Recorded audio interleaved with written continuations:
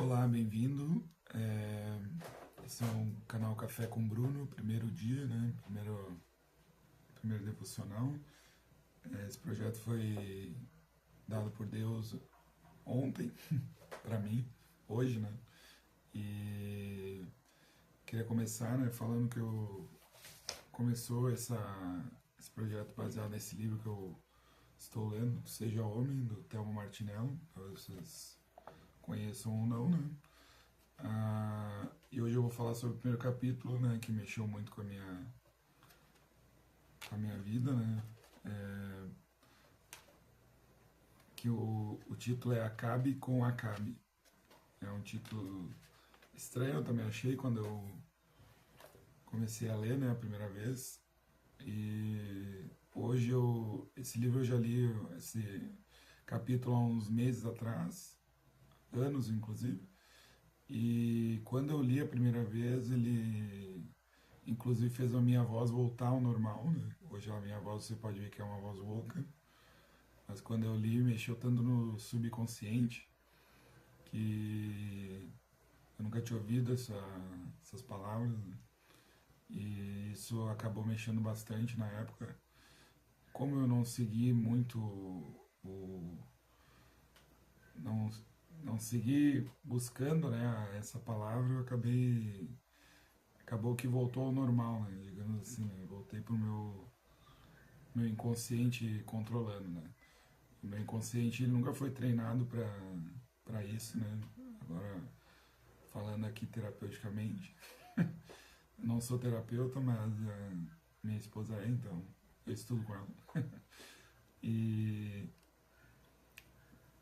falar mais dessa palavra, né? O primeiro capítulo fala sobre a passagem de Acabe e Jezebel, da vinha de Nabote, em 1 Reis 21, tá? Esse é o primeiro capítulo. Eu vou ler do 1 ao 8 só da Bíblia, tá? Acabe e a vinha de Nabote. E sucedeu, depois dessas coisas, tendo Nabote, o Jezreelita, uma vinha que em Jezreel estava junto ao palácio de Acabe, rei de Samaria. Então Acabe falou a Nabote, dizendo: Dá-me tua vinha, para que me sirva de horta, pois esta vizinha ao lado da minha casa, e te darei por ela outra vinha melhor. Ou, se parece bem aos teus olhos, dar-te-ei o seu valor em dinheiro.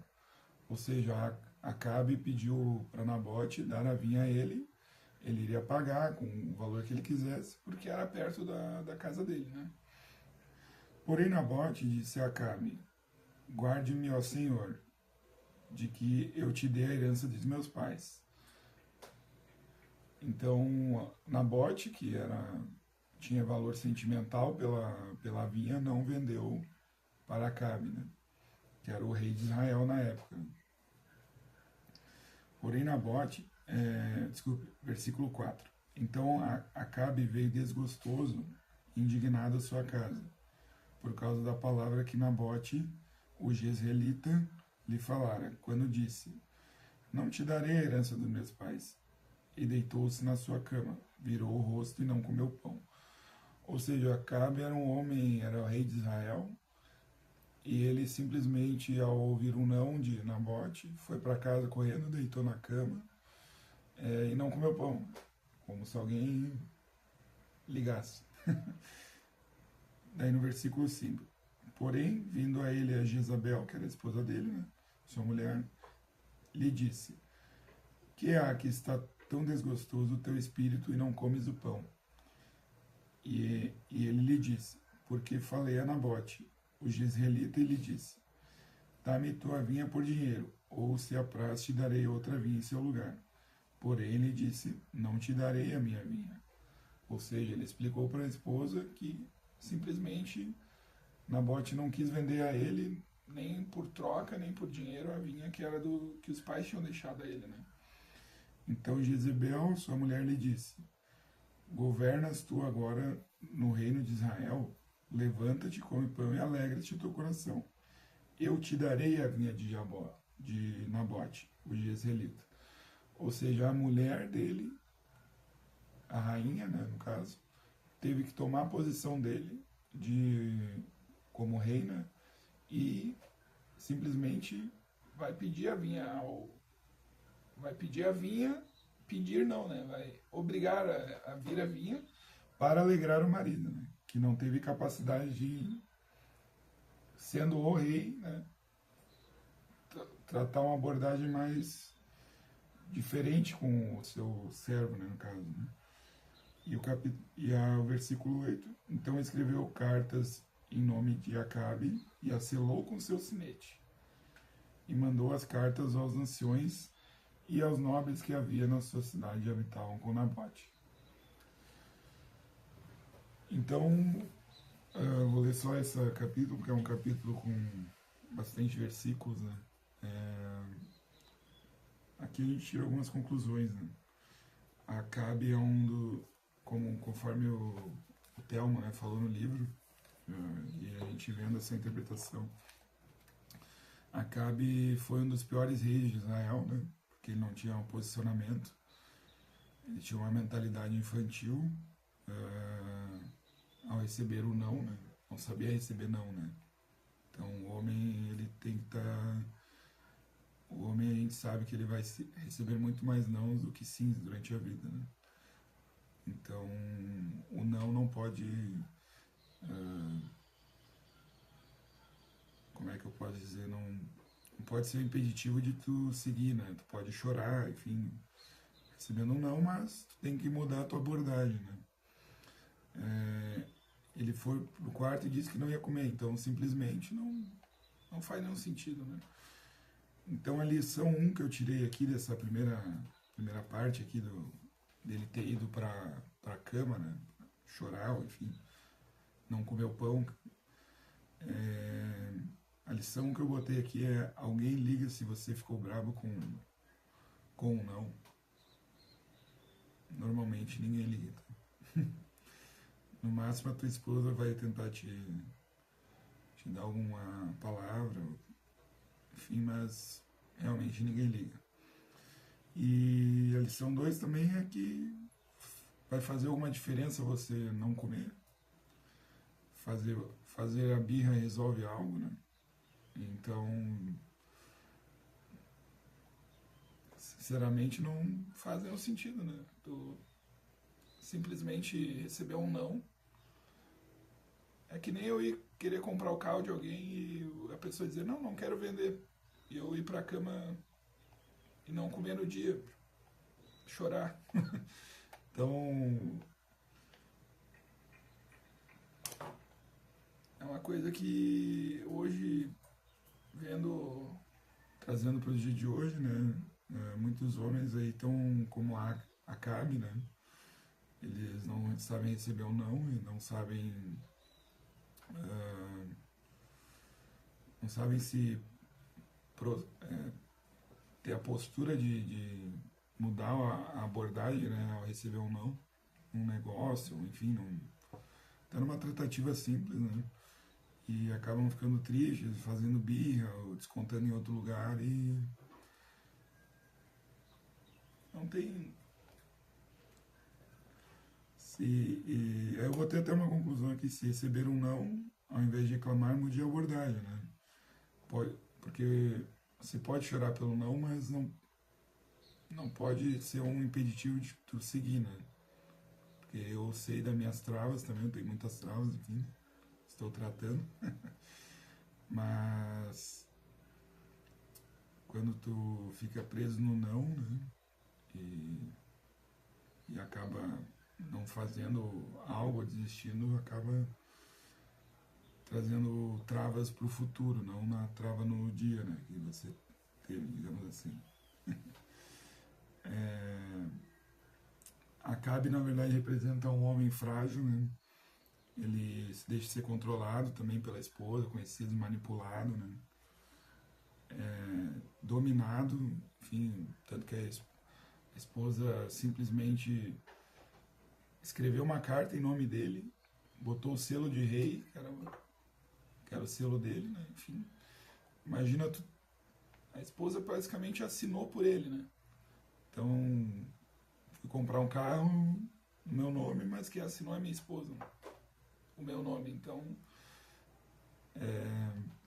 não faz sentido, né? Provavelmente ele teve alguma. Acabe provavelmente tinha vários traumas e bloqueios também, como nós todos, né? Mas que fica mesmo é essa questão que não vale a pena ficar sentindo mal por um não, né? Tem que seguir e avançar, né?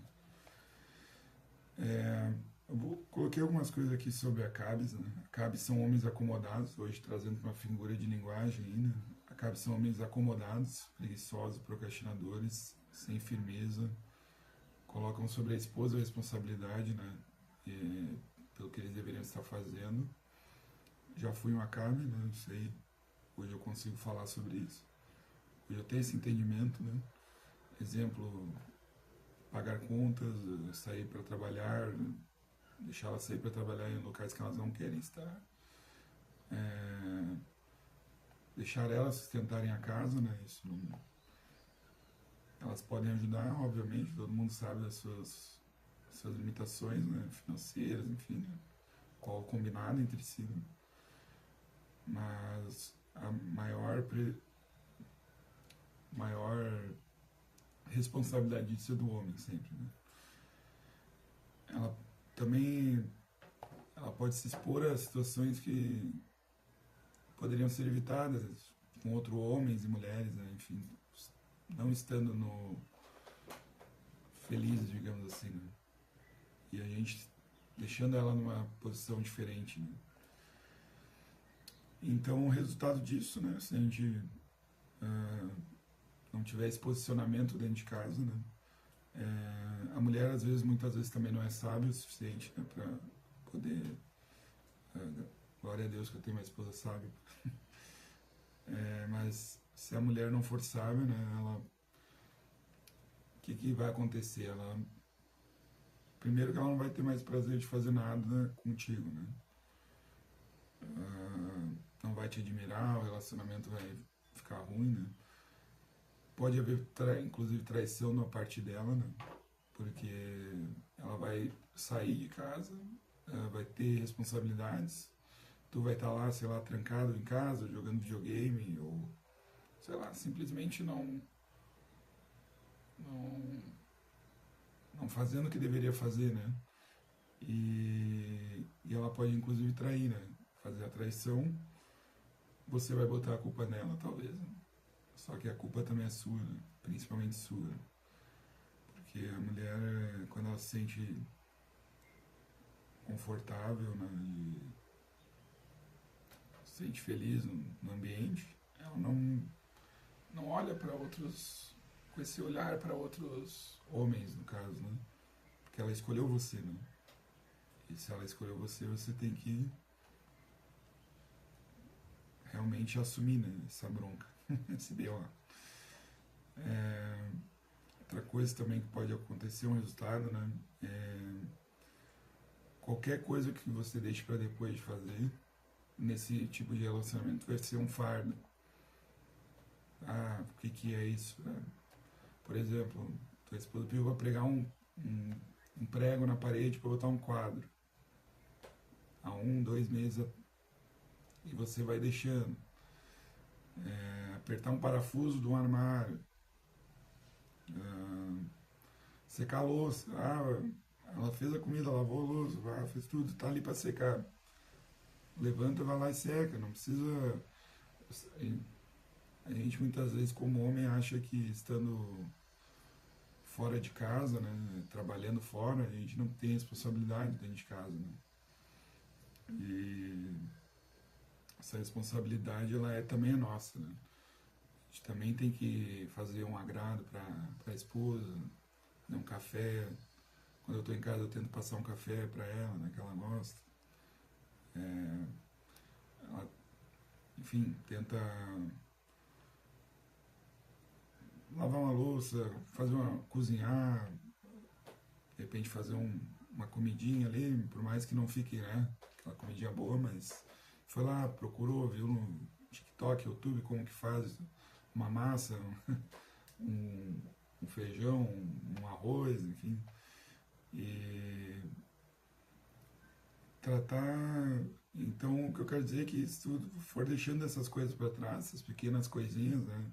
Essas coisinhas assim que a gente não dá tanto valor no dia a dia, né? Em algum momento isso vai se tornar um fardo, né? No relacionamento. Então, ah, isso vai voltar à tona, né? Digamos assim, né? Então, em algum momento, alguma discussão, é importante ter um bom diálogo, né? Com a esposa. Como fazer o combinado, que o combinado não sai caro, né? Então, é importante ter nós temos essa mentalidade, né, como homens, de realmente conseguir não só sustentar a casa, né, ou pagar as contas, ou ser quem provê, mas sim realmente estar presente em casa, né, tomando algumas decisões, ajudando e fazendo alguns agrados, né? E além disso tem que ser sábio com os filhos, né? Mas isso fica para outra hora. É, a mulher, aqui eu botei também alguma coisa, né? Uma breve fala sobre as mulheres também, né? A mulher, por mais guerreira, assumindo a posição do homem, né? Que muitas vezes, hoje muitas mulheres saem para trabalhar porque tem essa questão do feminismo, que a mulher é empoderada e tudo mais, né? Mas muitas vezes elas assumem o papel do homem, né? Inclusive deixam o homem, tiram o homem da posição dele, né? Muito acontece isso. E quando tira a posição do homem também, o homem não tem essa maturidade de se impor, né? Ele acaba transformando, a mulher acaba transformando, tomando a rédea, né, do casamento. É, elas fazem o que pode, né? Tentam pagar as contas, manter a casa, ainda criar os filhos, né? Mas isso acaba sendo ineficiente, né? Porque não é a função delas, né? Cada um tem a sua função no seu relacionamento. Então, quando o homem não toma essa posicionamento de realmente ir em frente, né? Dizer realmente, ó, eu vou fazer, pode ficar tranquilo, né? Dá uma segurança, né? E acaba transformando os lares disfuncionais, né? Porque realmente a mulher foi feita para nos dar a direção, o caminho, mas uma segunda visão, né? Nós temos o poder de ir atravessar o oceano se precisar, mas quando a mulher fala, a gente tem que ouvir. Isso é que eu venho aprendendo aí, tá? Então é isso, tá, pessoal? O dia de hoje. Espero que tenham ficado até aqui. Não sei para quem eu estou falando isso, mas se você ouviu, talvez faça a diferença, tá? Agradeço aí, se inscrever, curtir o vídeo, enfim. Ou se precisar compartilhar com alguém essa mensagem. E é isso, tá? Tchau, tchau.